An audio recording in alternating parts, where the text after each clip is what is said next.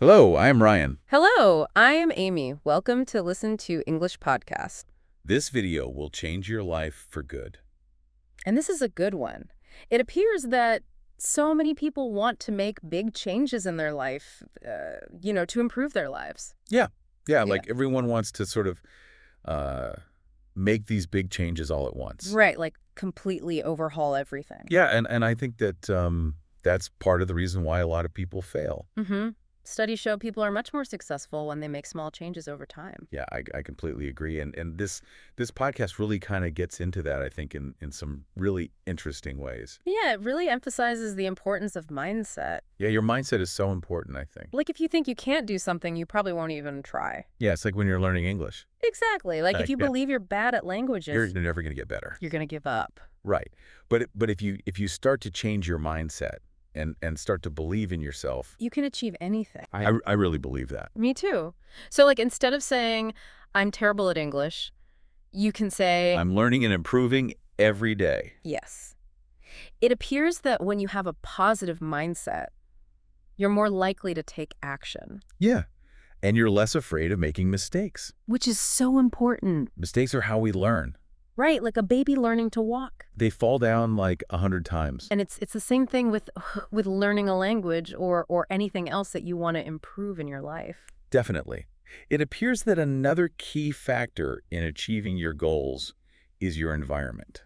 Oh yeah, the people you surround yourself with. Exactly. Like if you're hanging out with people who are negative and always complaining, Yeah, you're going to start to think that way too. but if you're around people who are positive and supportive, It's going to rub off on you. yes, it's contagious. So it's really important to surround yourself with the right kind of people. Absolutely, like joining a supportive English learning group. Yeah, that's a great idea. So we've talked about mindset and environment. But what about actually taking action? Yeah, that's where the rubber meets the road. It appears that a lot of people get stuck in the planning phase.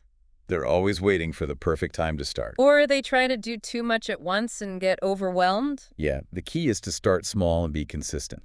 like just 5 minutes a day. Right. Every day. Doesn't have to be a huge commitment. Just a little bit each day can make a big difference over time. It's like the 1% rule. Oh, I like that. If you can improve just 1% each day, You'll be amazed at the progress you make in a year. it's like compound interest. Exactly. Small changes add up. And that brings us to another important point, which is tracking your progress. Oh, yeah. It's so motivating to see how far you've come. Yeah, like if you're learning English, you could keep a notebook And write down a new word every day. or track how many minutes you practice speaking Whatever works for you, just find a way to see your progress. and celebrate your successes.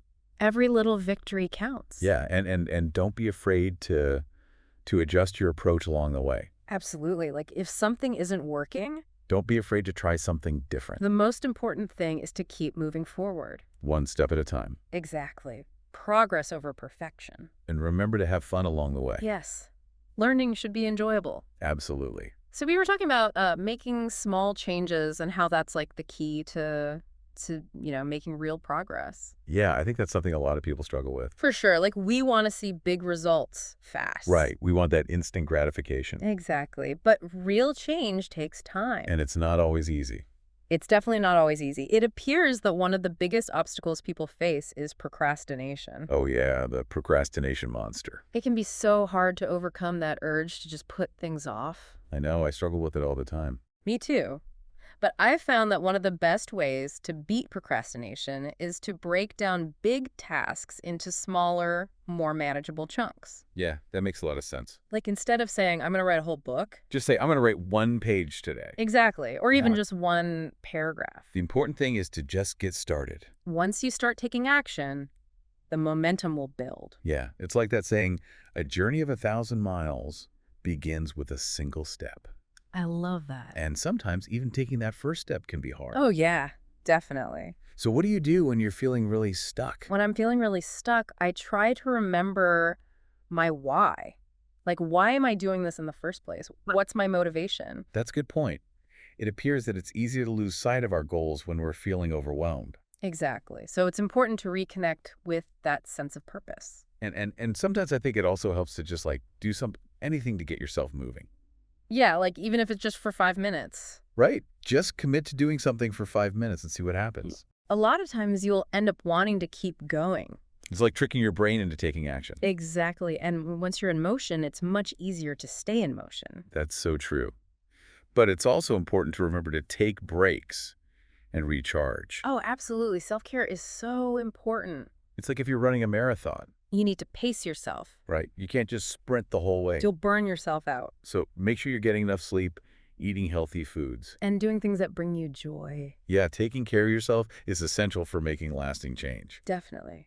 It appears that another important factor in success is having a support system. Oh, yeah. Having people to cheer you on and help you stay accountable. Exactly, like a coach or a mentor or even just a friend who's also working towards their goals. It makes a big difference to know that you're not alone. It does, for sure. And it's also important to remember that setbacks are going to happen. Oh, yeah. You're going to have days when you don't feel like doing anything. Or you might even slip up and revert back to old habits. It's all part of the process. The important thing is to not give up. Just pick yourself up and keep going. Learn from your mistakes. And then keep moving forward. One step at a time. Exactly. Yeah. Progress over perfection. Always. And remember to celebrate your successes along the way. Yes. Yeah, Big or small, every victory deserves to be celebrated. absolutely.